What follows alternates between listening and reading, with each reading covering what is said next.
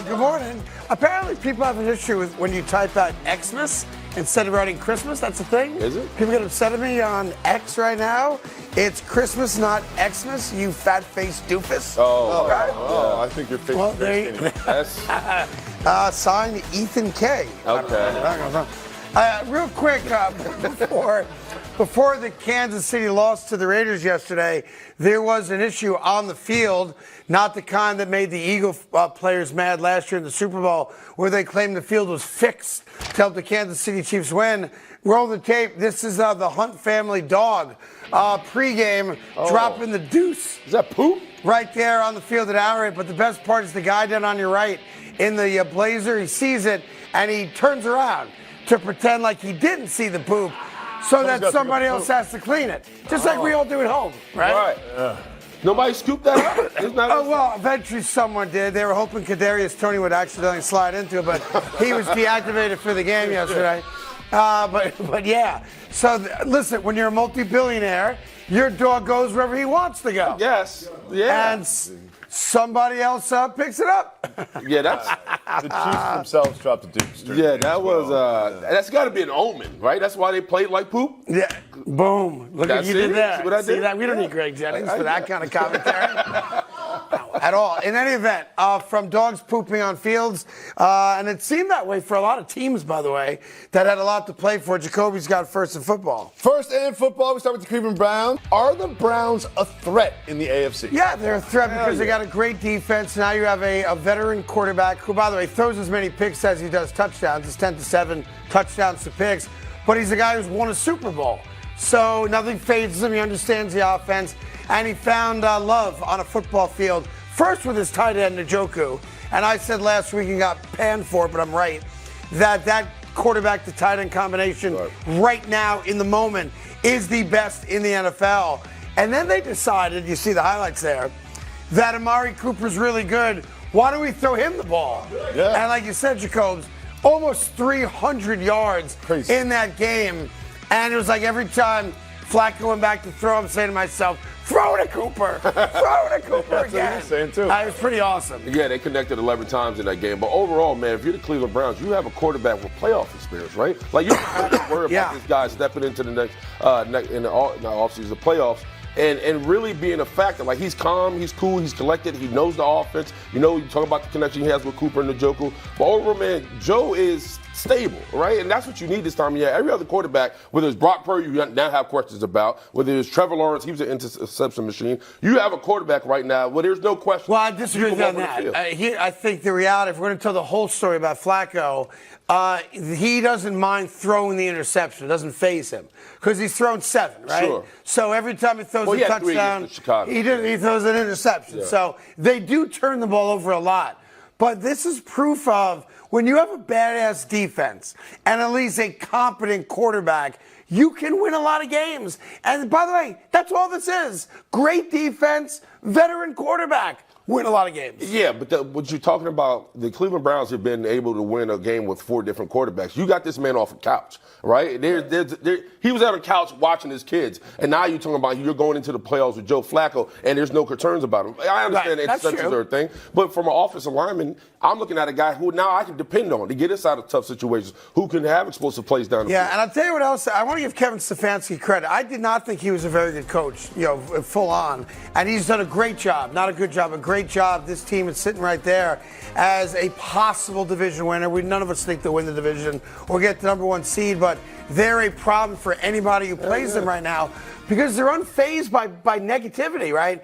If they went down 10-0, they don't care. No, if you would have told me, would you rather have Trevor Lawrence or Joe Flacco? Yeah. Right now, I would say Joe Flacco. I mean, that is what happened. I think the Jaguars would too, by the way. Yeah, and Flacco's not even that good. He just doesn't. He's just good enough. And Cooper had a game. Yeah, and I'll tell you what about Joe Flacco. Consider a team like the New York Jets, who has that defense, like the Cleveland Browns. By the way, he called the Jets. Bing. He actually called the New York Jets up and said, "I'll come back," and they were like, "No, you won't.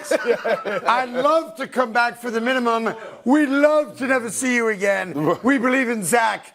I mean, what? Seriously. Yeah, so it went from the Josh Dobbs little 2-week run in Minnesota to the Flacco 4-week run now. these backup quarterbacks who go to different situations are a big part of the NFL story this year. Moving on to second-hand football, let's talk about Trevor Lawrence. Yeah. Are they the least threatening playoff team right now? Yeah. By the way, I know they're still first in the division, which is crazy. And this year is the exact opposite of last year, where they started poorly, ended well. They do the exact opposite, but he's the problem. Like, if you wonder, like, when he said something goes wrong every single week, it's you throwing interceptions. Like, you're the problem. You're supposed to be the franchise quarterback. And by the way, in that press conference, has he ever looked more like Rocky Dennis in his life than in that particular press conference? Like a beat down man. Wow. And now they're 8-7. And grace of God, the Texans don't have C.J. Stroud, and the Colts can't figure themselves out that they're still sitting on top of the division, but they're a joke. Yeah. And for the 9 of you in Duval County who went bat crazy on me a month and a half ago talking about we're the number 1 seed. Oh my God. I mean, yuck.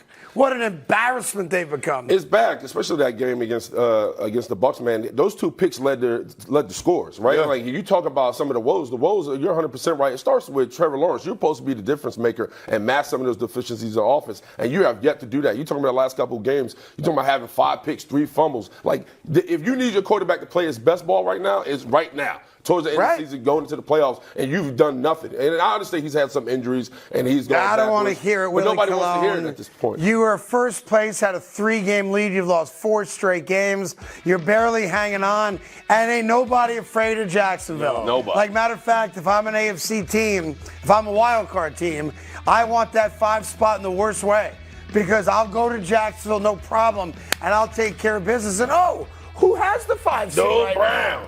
The Cleveland Browns.